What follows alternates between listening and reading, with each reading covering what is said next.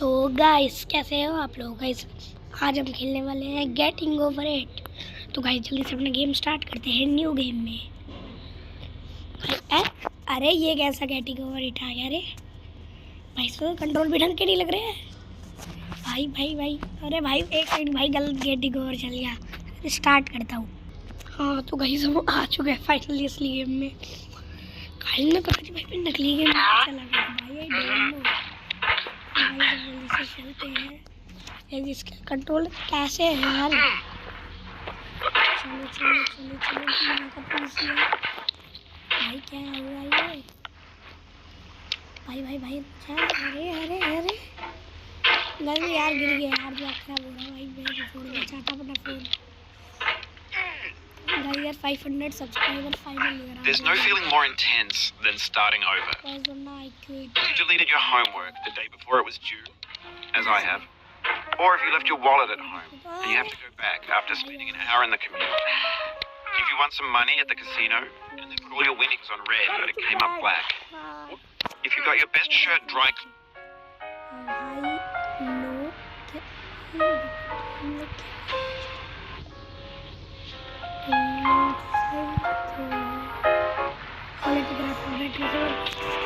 cleaned before a wedding and then immediately dropped food on it. If you won an argument with a friend and then later discovered that they just returned to their original mood.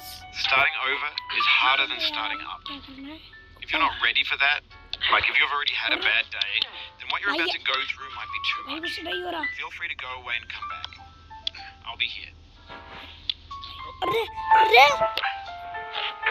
Alright, thanks for coming with me on this trip. I'll understand if you have to take a break at any point. Just find a safe place to stop and quit the game. Don't worry, I'll save your progress, always, even your mistakes. This game is a homage to a free game that came out in 2002, titled Sexy Hiking.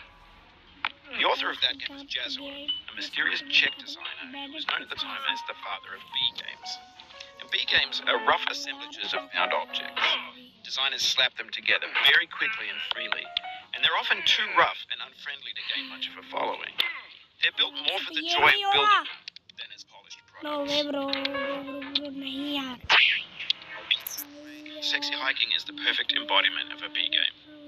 It's built almost entirely out of found and recycled parts, and it's one of the most unusual and unfriendly games of its time.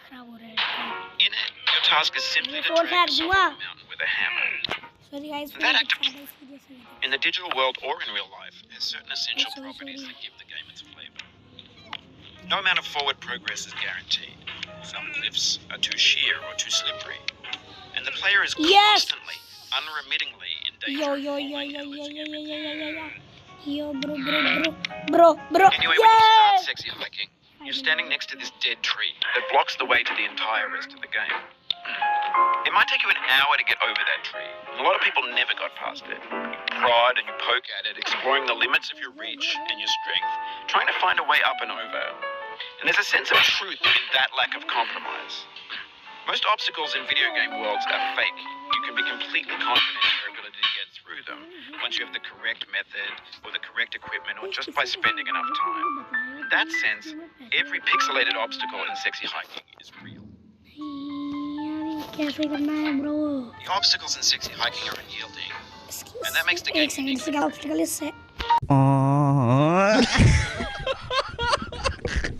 But I'm not sure Jazzuo intended to make a frustrating game. Frustration is essential to that climbing, and it's authentic to the process of building a game about climbing.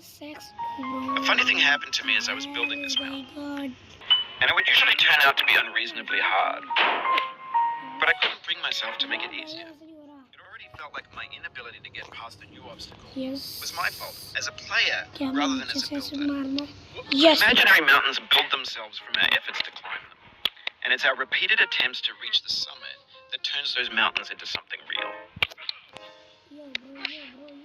When you're building a video game world, you're building with ideas. And that can be like working with quickset cement. You mold your ideas into a certain shape that can be played with.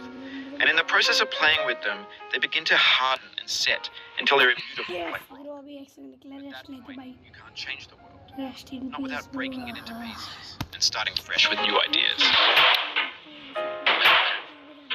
For years now, people have been predicting that games would soon be made out of prefabricated objects, bought in a store and assembled into a world.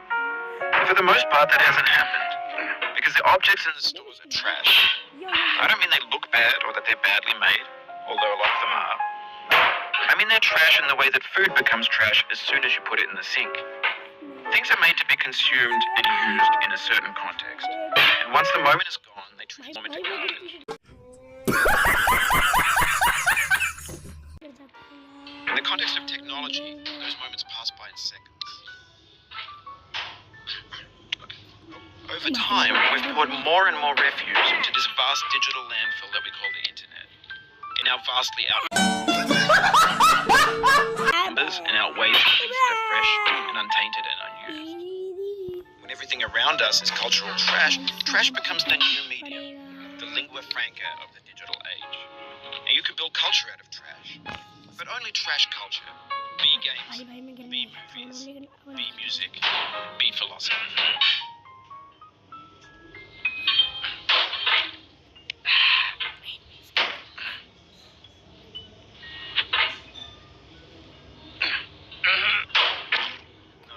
नहीं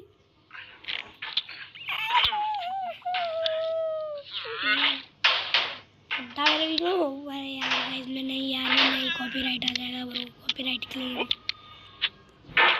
भाई